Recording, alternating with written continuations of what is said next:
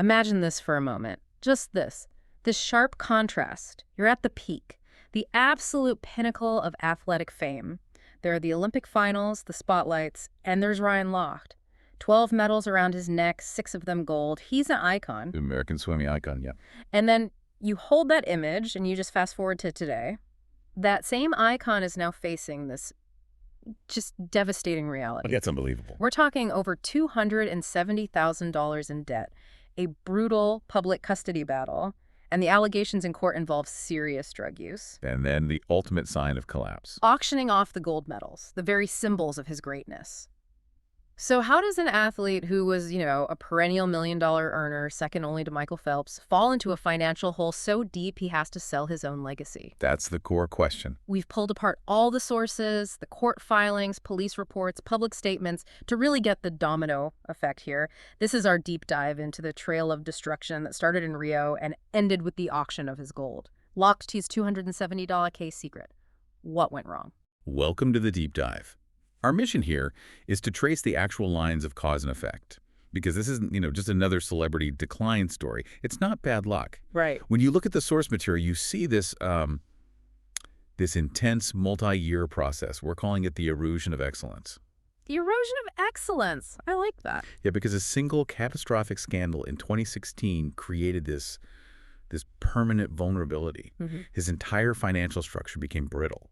And it just couldn't withstand the personal crises that came later. Okay, so let's unpack that. Let's start right there at the genesis point. Rio 2016, Lochtegate. Lochtegate. Because this wasn't just some PR hiccup, was it? It was an economic earthquake, an immediate crippling financial blow. Oh, the numbers are stark. They really define the whole collapse. Yeah. Before 2016, you had analysts estimating his annual earnings were, easily over $1 million a year. $1 million plus, yeah. From endorsements, appearances. Exactly.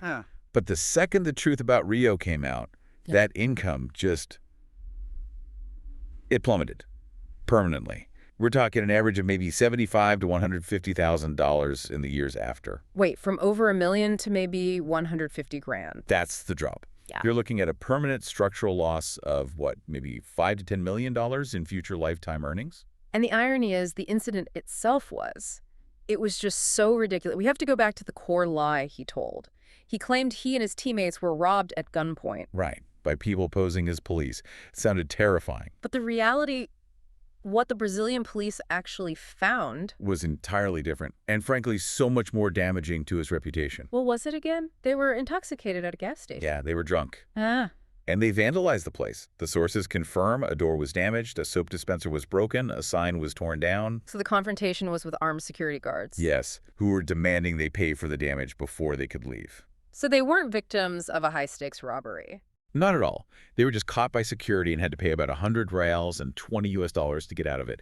The lie was the real crime here. Precisely. And the fallout from that lie, it was instant. It was brutal. Absolutely.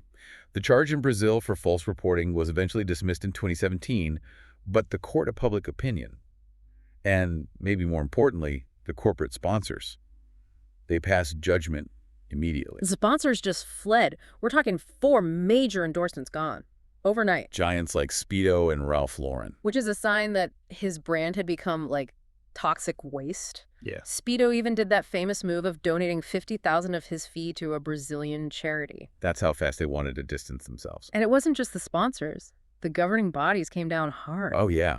The USOC and USA Swimming hit him with a 10-month suspension, community service, and this is the crucial part for our analysis, a complete loss of all financial support. And access to their training centers. And access to their high-level training centers. And if you think about what that means for a professional athlete, you lose your structure. You lose subsidized training, the travel budget, the whole institutional safety net that keeps you afloat. Exactly. He didn't just lose money. He lost the infrastructure he needed to stay a high-level millionaire athlete. The entire foundation of his financial life just cracked. That 2016 scandal was the shock, but wait till you hear how that cracked foundation met a major health crisis. That's what leads directly to the staggering $270,000 debt and the custody battle. So we've established this massive financial hole that was created after 2016, but the full crisis point, the true insolvency, That only really came to light during his divorce. Right. The filing from his estranged wife, Kayla Rae Reid, in March of 2025, that forced him to disclose his whole financial situation. And what it revealed was just staggering, over $270,000 in debt. And it was mostly from just two Let's sources. break those down because they really tell the story. Okay, so the first source is the IRS.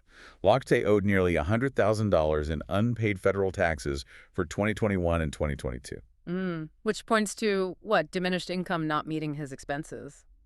Or just bad financial management? It could be both, but it's definitely exacerbated by the lack of those high-level earnings.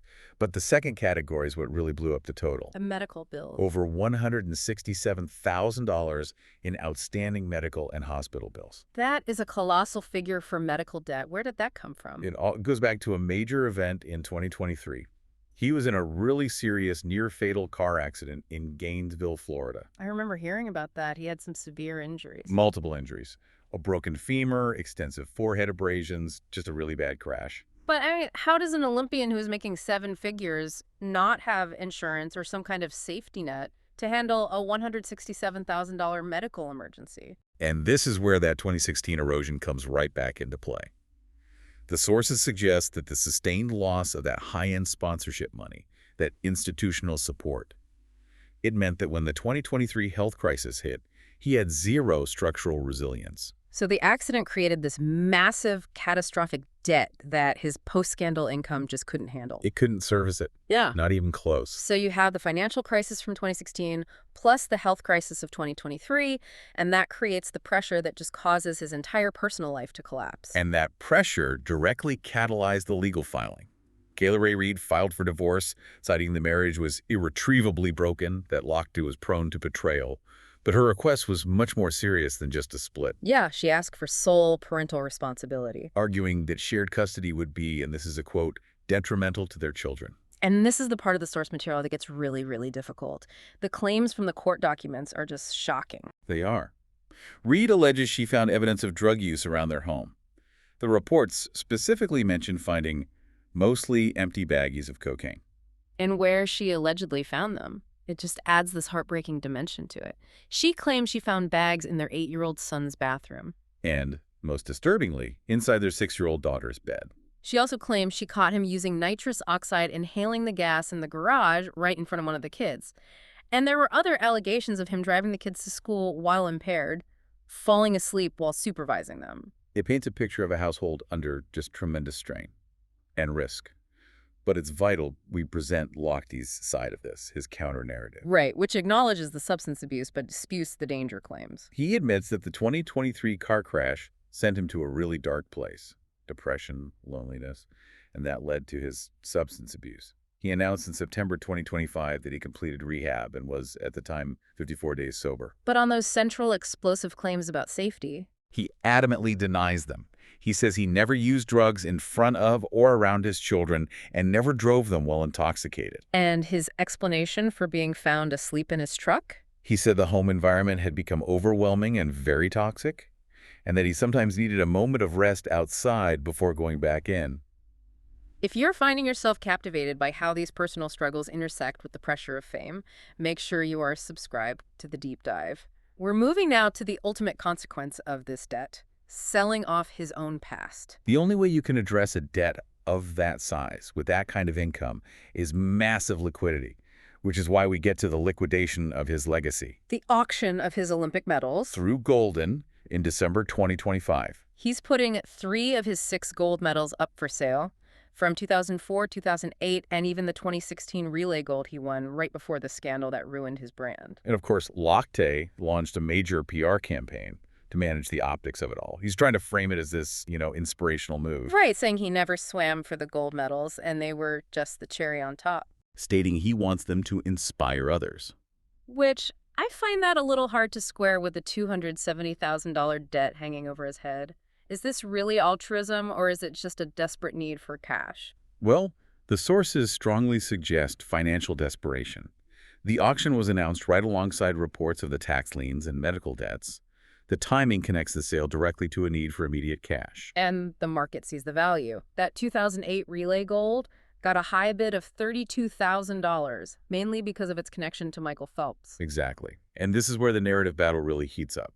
At the same time he's selling off the physical symbols of his greatness, he launches an attempt at image recovery. The tell-all memoir, after lots of healing and growing. Pure, strategic narrative rebranding.